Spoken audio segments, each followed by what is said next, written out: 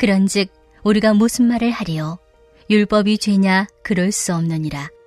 율법으로 말미암지 않고는 내가 죄를 알지 못하였으니 곧 율법이 탐내지 말라 하지 아니하였더라면 내가 탐심을 알지 못하였으리라.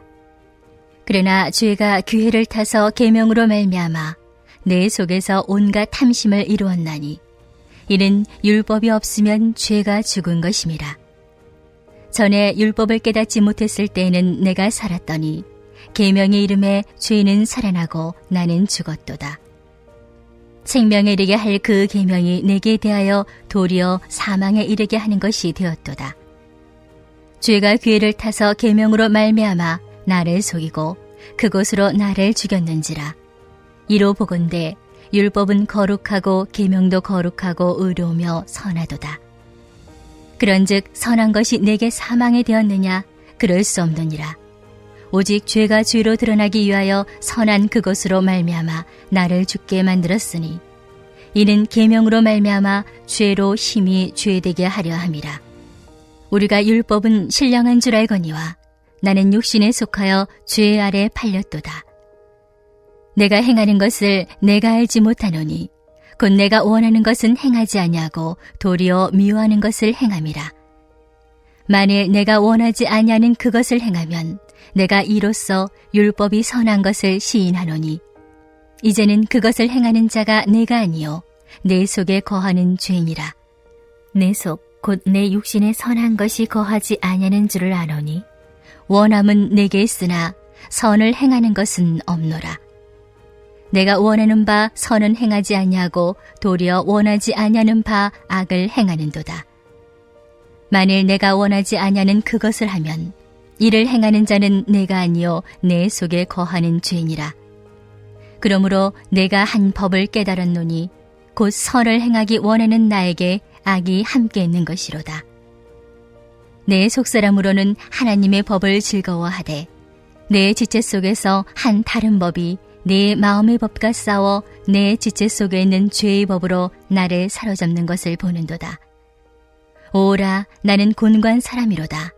이 사망의 몸에서 누가 나를 건져내랴? 우리 주 예수 그리스도로 말미암아 하나님께 감사리로다.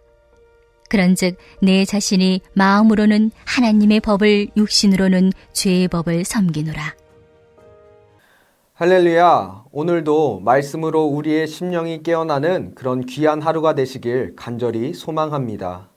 성도님들 혹시 이런 생각들을 해보신 적 있으십니까?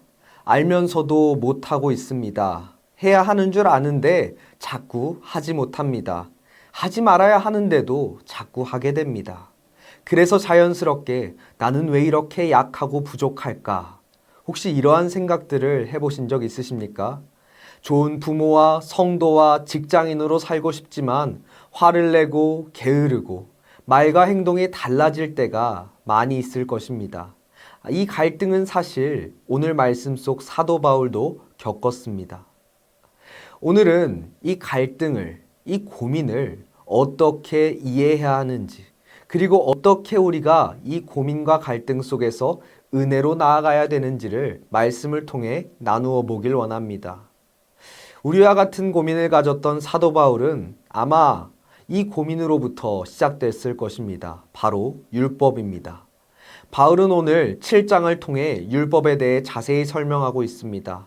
바울은 사실 결론적으론 율법이 아닌 예수 그리스도를 구원을 받는다고 이야기합니다.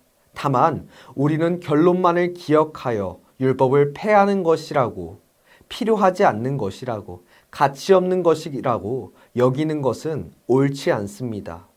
바울도 그런 생각을 방지하기 위해서 7장 7절부터 율법에 대해 자세히 설명하고 그 필요성에 대해 전달하게 됩니다. 오늘 말씀 속 7절을 보면 바울은 율법이 죄냐라고 물으며 율법은 죄가 아닌 여전히 하나님의 의가 드러나는 말씀이라고 전하고 있습니다. 그러나 율법은 의를 제공하는 능력이 있는 것이 아닌 죄를 밝히는 것이라고 알려줍니다. 바울은 율법이 있기에 탐내지 말라는 말씀을 통해 율법이 자신의 죄를 밝혀 탐심이 있음을 깨달았다라고 고백합니다. 뿐만 아니라 7절에서 8절, 9절에서 12절을 통해 제가 발견된다, 살아난다라는 표현을 사용합니다. 그래서 우리는 율법을 우리의 신앙의 거울이라고 예를 들 수 있습니다. 여러분, 거울은 어떤 기능을 하고 있습니까?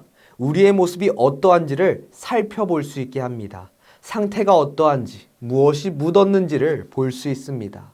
그래서 우리는 율법을 통해 우리의 신앙이 지금 정결한지, 신실한지를 돌아볼 수 있습니다. 우리의 죄가 얼마나 어떻게 많이 묻어 있는지를 살펴볼 수 있습니다. 다만 여러분, 거울의 한계는 무엇일까요? 죄를 밝혀주지만 그 죄를 해결해 주진 못한다는 것입니다. 율법이 이와 마찬가지입니다. 율법은 거울과 같아서 우리의 죄를 밝혀줍니다. 다만 율법은 우리가 죄를 밝혀줄 수는 있지만 우리를 거룩하게 하진 못한다는 것입니다. 왜냐하면 우리는 율법을 완벽하게, 온전하게 지킬 수 있는 능력이 없기 때문입니다.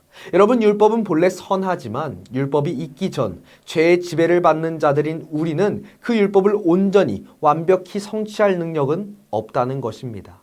그래서 바울은 율법을 의미 없는 것이 아니라 우리가 얼마나 죄인인지를 돌아볼 수 있게 하는 거울이라고 말하고 있습니다. 바울은 율법의 가치를 의심하거나 자체를 부정하는 것이 아니라 죄 아래에 있는 인간이 얼마나 율법 앞에 무력하고 한계가 있는지, 죄 앞에 무력하고 한계가 있는지를 돌아보게 해준다고 얘기합니다. 그래서 우리는 앞서 얘기했듯이 알면서도 못한다고, 해야 하는 줄 아는데도 자꾸 못한다고, 하지 말아야 하는데도 자꾸 하게 된다고, 그러한 고민하고 한계에 부딪힌다고 이야기하는 것입니다. 바울은 14절과 23절을 보면 알 수 있듯이 끊임없이 죄 앞에 갈등하고 몸부림치고 있습니다. 바울은 마음으로는 하나님의 법을 즐거워하지만 육신으로는 죄의 법이 자신을 끌고 간다고 표현하고 있습니다. 즉, 말씀의 표현을 빌려 얘기하자면 하나님의 법을 지키고 싶은 속사람과 죄의 법을 지키고 싶은 육신이 갈등하며 싸우고 있다는 것입니다. 여러분, 이 모습은 마치 우리의 모습과 같다고 할 수 있습니다. 우리도 주일 예배에서 은혜를 받고 결단했지만 세상 속에서 쉽게 무너지고 말씀을 지키려 하지만 습관과 욕심 때문에, 우리의 육신의 욕심 때문에 자꾸 실패하는 모습이 드러나는 것과 마찬가지라는 것입니다. 여러분, 바울이 누구입니까? 바울은 다메섹에서 예수님을 만나 누구보다도 복음을 위해 목숨까지도 아끼지 않았던 인물입니다. 그러한 바울의 마음은 하나님의 선한 법이라 할 수 있는 율법으로 비추어 봤을 때 자신이 한계가 있고 부족함이 있어 애통해하며 오늘의 말씀을 기록한 것입니다. 사랑하는 성도 여러분, 저는 오늘 여기서 우리가 배워야 할 마음가짐이 있다고 생각합니다. 바로 바울의 애통한 심령입니다. 우리는 과연 구원받은 백성들로서 율법을 거울로 비춰서 보고 있는가 돌아봐야 합니다. 바울과 같이 하나님을 사랑해서 조금이라도 더 하나님의 기쁨이 되기 위해 자신의 한계에 애통하는 심령이 있는가입니다.